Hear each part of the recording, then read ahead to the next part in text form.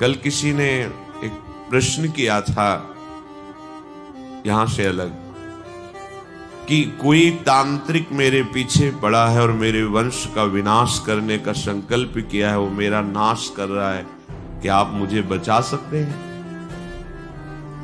आपको सच्ची कहते हैं, किसी भी तंत्र में और किसी भी मंत्र में इतनी ताकत ही कि नहीं जो राधा नाम का जप करता है उसके ऊपर प्रयोग हो जाए। ये हम नहीं, अपने आचार्य बड़े बड़े महापुरुषों की बात कह रहे हैं। शाप ताप रोग शोक दारुण दुखारी, लाल इष्ट दुष्ट दलन कुंज भवन चारी। गोरे चरणार बिंदु को आपने अपना आराध्य देव मान लिया है और राधा राधा राधा हम आपको अपने विश्वास और अपने हृदय और अपने आचार्यों की वाणी के अनुसार कहते हैं, किसी भी तंत्र का प्रयोग नहीं होगा। तंत्र का प्रयोग जानते हो कब होता है? जब तुम्हारा अशुभ कर्म तुम्हारे ऊपर लागू होता है तो वैसे ही संयोग बन जाता है और वही तुम्हें दंड देने के लिए तैयार हो जाता है। अगर हमारा कर्म हमको दंड देने के लिए तैयार नहीं तो वैसे भी कोई तुम्हें दंड नहीं दे सकता। आप बिल्कुल विश्वास कीजिए, कौन काहू के सुख दुख कर दाता, निज कृत कर्म भोग सुन भ्राता। यदि तुमने किसी के वंश का विनाश किया है किसी जन्म में तो तुम्हारे वंश का विनाश होगा, वो नहीं तो तुम्हारा कर्म करेगा। अब तुम्हारे कर्मों का नाश कौन कर सकता है? नाम नाम अनुल्लिख्यानंतान पितदपराधान मधुपतिर महाप्रेमा विष्टस्तो परम देयम विमसति तवैकम श्री राधे गृणत ही नामामृत रसम। ये राधा नाम यदि उच्चारण कर रहे हो, मान लो हमारी प्रार्थना, तो तुम्हारे कर्म तुम्हें दंड नहीं दे पाएंगे। कोई भी इस त्रिभुवन में ऐसा पैदा नहीं हुआ कि तुम्हें कष्ट दे सके। तुम्हारा कर्म लागू होता है, वो कोई रूप रख सकता है, किसी भी व्यक्ति के दिमाग में बैठ सकता है, कोई भी घटना घट सकती हो। तुम्हारा ही कर्म है, कोई दूसरा नहीं। तुम सोचते हो मैंने कोई अपराध नहीं किया, ये तंत्र के द्वारा मुझे नष्ट कर रहा है, भूल जाओ, तुम्हारा कर्म तुम्हें दंड दे रहा है। उसी कर्म का विनाश करने में समर्थ है भगवान नाम, प्रभु का नाम। और प्रभु भी जिस नाम को जपते हैं वो राधा राधा राधा। नाम संकीर्तनम यस्य सर्व पाप प्रणाशनम। जिते विनायक शुभ अशुभ विघ्न करे नहीं कोई, विघ्न करे नहीं कोई, डरे कलिकाल कष्ट भय। जो आनंद पूर्वक प्रभु का नाम, प्रियाजू का नाम उच्चारण कर रहा है, जितने भी शुभ विनायक अशुभ विनायक सब भयभीत हो जाते हैं। हर्ष हरि नाम जपत जय, उसकी कोई पराजय कर सकता है? बड़े बड़े यक्ष पिशाच गंधर्व राक्षस सब थर्राते हैं। जिसकी जिह्वा पे नाम होता है भगवान उसके अधीन होते हैं, दिव्य शक्तियां उसकी आसपास रक्षा करती है। अब आप लोगों को अध्यात्म से मतलब ही नहीं है, बस मनमानी आचरण करना, भोग संग्रह करना, भोगना, और जब कर्म लागू हो गया तो अज्ञान के कारण हम आरोपित करते हैं उस व्यक्ति ने मुझे सताया, अगर वो व्यक्ति सृष्टि में ना हो तो मैं सुखी हो जाऊं। ऐसा नहीं है। तुम्हारा कर्म दूसरे रूप में आकर के दंड दे दे। वो बहुत रूप धारण कर सकता है, किसी व्यक्ति का, किसी अस्त्र का, किसी घटना का, किसी रोग का। इसलिए आप हमारी प्रार्थना मानिए। पहले ये छोड़िए कि तुम्हें कोई कष्ट दे सकता है या दे रहा है, वो तुम्हारा कर्म ही है, किसी भी रूप में आ सकता है। कई बार सुना है कि एक गौतमी नाम की बहुत बड़ी तपस्विनी थी, उनके एक ही पुत्र था, उसको सर्प ने काट खाया, मर गया। तो वहां के कुल भी उठा करके लाए और कहा, हे देवी आपके पुत्र को काले सर्प ने काट लिया और वो मर गया। वो बहुत क्रोधित हुई और उनका आज हम सर्पों को ही भस्म कर देंगे।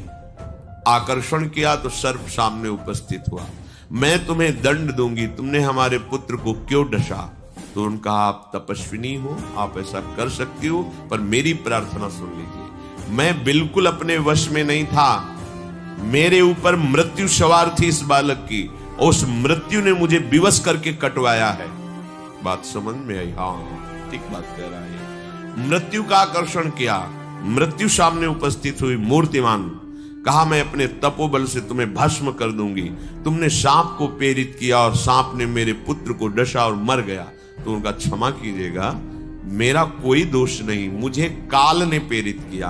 काल से प्रेरित होने के कारण मैं मृत्यु सर्प के ऊपर अपना सामर्थ्य करके उसे वशीभूत करके उसे कटवाया और वो मर गया। हाँ, ये बात सही है। काल का आकर्षण किया, काल भगवान उपस्थित हुए, आपने मेरे पुत्र को क्यों मरवाया?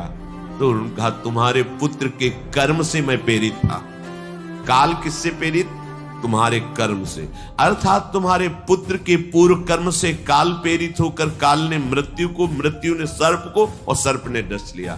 तो जब हम विवेक से मूल में पहुंचते हैं तो हमारा कर्म ही हमको दंड दे रहा है, कोई दूसरा नहीं। ये विश्वास कीजिए, आपका कोई कर्म है जो आपको दंड दे रहा है। आप कोई साधारण नहीं, भगवत आश्रित हैं, तो आपको कैसे कोई दंड दे सकता है?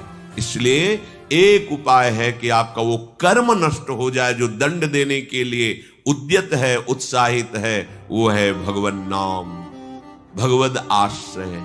जिस समय आप अपने आप को और अपनी मानी हुई समस्त संबंध और भोग सामग्री को प्रभु के चरणों में समर्पित कर देंगे, अब किसी की ताकत नहीं कि वहां मनमानी कर सके। वो जो भी होगा प्रभु के विधान से होगा, और प्रभु के विधान को शरणागत सर झुकाकर स्वीकार करता है, चाहे वो कठोर रूप विधान हो या मृदु रूप विधान हो। मेरे प्रभु मेरा परम मंगल कर रहे हैं। रहा ना मेरे मन में कोई जो मुझको अपनी कह टेरे। बाहर से सब अपना अपना कह रहे हैं कि तू मेरा, लेकिन मेरे मन में तो केवल अपनापन श्री जी के लिए। ध्यान देने की बात, मेरे मन में कोई ऐसा नहीं है कि जिसे मैं अपना कह सकूं, वो केवल श्यामा श्याम है। मेरा सभी से अपनापन उठकर श्री जी के चरणों में समर्पित, यही तो उपासना का लक्ष्य है। जननी जनक बंधु सुत दारा, तन धन धाम सुहृद परिवारा, सबकी ममता ताग बटोरी, मम पद मनहि बांध बर डोरी। आहा, उपासना का रंग चढ़ा और हृदय में आ गया कि इसी भांति उठ गया सभी पर से अब मेरा अधिकार। जब से हुई समर्पित, जब से किया प्रीतम ने अंगीकार, अब मेरा कुछ नहीं, कोई अपना नहीं। तो क्या वो जंगलों में घूमता है? नहीं, सब प्रभु का मान करके वैसे ही सेवा में रहता है जैसे एक अज्ञानी जीव रहता है। वैसे उन्हीं के बीच में रहकर खूब परिवार की सेवा, खूब धन कमाना धर्म पूर्वक, और सारे के व्यवहार वैसे ही करना। बस समझना है मेरा कुछ नहीं, प्रभु का है। प्रभु के भवनाथ सकल संपदा तुम्हारी, मैं सेवक समेत सुत नारी। बहुत सुंदर उपासना। देह कहीं भी रहे, वृंदावन में रहे, दूर देश में रहे, अब ये प्रभु के विधान में है। जहां राखो ता रहो मान सुख राशि है। स्वर्ग नरक अपवर्ग आस नहीं त्रास है। चाहे स्वर्ग में रखो, नरक में रखो, अपवर्ग में रखो, वो आपका विषय है। मैं तो अपने आप को आपके चरणों में समर्पित कर दिया। देह कहीं भी रहे, इसे दे कोई चाहे मन का प्यार। कोई बहुत इसे प्यार कर रहा है, प्रणाम कर रहा है, नमस्कार कर रहा है, आप जानो, या अथवा इसे सताए कोई, देता रहे सदा दुत्कार, कोई निंदा करे, गाली दे, अपमान करे, आप जानो। अब इस देह के प्रपंच में मुझे नहीं फंसना, ये देह आपको समर्पित है। ये दिव्य उपासना का भाव। कोई कैसे भी माने बरते इसको इच्छा अनुसार, मुझसे मतलब नहीं, देह से ही ये सारा है व्यवहार। जैसे हम अपना मकान किसी के नाम कर दें, अब वो उसमें क्या व्यवहार करता है, कैसा रंग पोतवाता है, सोहनी लगाता है कि नहीं, वो क्या करता है वो जाने, मेरे को कोई परवाह नहीं, मैंने तो बेच दिया, दे दिया। ऐसे ही जैसी रूप लाल हित हाथ बिकानी, अब तो श्यामाजू की चरण दासता के लिए मैं बिक गया, उनका हो गया। मेरा तन, मेरा मन, मेरा प्राण श्री जी का। अब जैसा चाहे बिल से, अब कोई शिकवा नहीं, कोई शिकायत नहीं। फिर अगर शिकवा शिकायत है तो दिया क्या? अरे शरीर आपने अपना मान रखा है, मन आपने अपना मान रखा है, क्रियाएं अपनी मान रखी, भोग संपत्ति तो शरणागत काहे से हुई है? तनुवांग मनोभिर्मलई सोहम तवाश्रिता। शरीर मन वाणी सब अपने प्रभु को समर्पित। अब जो हो आप जानो, आप हमारे तो सिर्फ आप हो, न कोई कर्म हमारा है, न कोई व्यक्ति हमारा है, न कोई वस्तु हमारी है। अजात पक्ष एवं मातरम खगा। कितना आनंद का विषय पर हम समझ नहीं पा रहे, हम समझ नहीं पा रहे। भगवत प्राप्ति इसी से होती है, क्रियाओं से नहीं, इसी से। अपने आप को समर्पित कर दिया। अब जो भी हो रहा है मेरे नाथ करवा रहे। तो पापाचरण भी होगा नहीं। जहां सूर्य होता है वहां अंधकार नहीं होता। जहां राम तहां काम नहीं, जहां काम नहीं राम। ऐसे उपासक के हृदय में कामना ही नहीं रहती, और कामना ही पाप का मूल है। फिर पाप कैसे हो सकता है? प्रभु के चरणारविंद में समर्पित होते ही अंतःकरण दिव्य हो जाता है, प्राकृतिक नहीं रहता। वो दिव्य आनंद का भोग करता है। तो पार्थिव भोगों की कामना कौन करे? मैं प्रियालाल की, प्रियालाल पे कोई मेरा नहीं, क्योंकि कोई है ही नहीं। सत्य वस्तु तभी दिखाई देती है जब प्रकाश हो। अंधेरे में ठूंठ को भी हम भूत मान लेते हैं, रस्सी को भी सर्प मान लेते हैं। अज्ञान अंधकार के कारण हम प्रभु को प्रभु के रूप में ना जानकर ये पत्नी, ये पुत्र, ये मित्र, ये शत्रु, ये अनुकूल, ये प्रतिकूल, प्रपंच की रचना हमने स्वीकार कर ली। इसीलिए प्रपंच में फंसकर हमारी दुर्गति हो रही। मैं हूं एकमात्र उनकी। ये बैठा लो, हृदय की बात है। ये मत सोचो कि भजन करते करते ये बात कभी आएगी। ये बात अभी बैठालना है।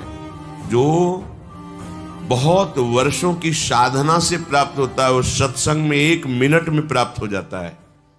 बस तुम्हें स्वीकार करना है। बहुत ध्यान से सुनिए। स्वीकृति से ही दुर्गति है और स्वीकृति से ही सदगति है। स्वीकृति करो, मैं प्रियालाल की, प्रियालाल के सिवा मेरा कोई नहीं। जब ये स्वीकृति हो जाएगी तो इस लोक और परलोक में दिव्य शक्तियां तुम्हारी रक्षा करेंगी। ये अंतर में बैठे हैं हमारे प्रभु, वो तुम्हारी ये बात स्वीकार कर रहे हैं।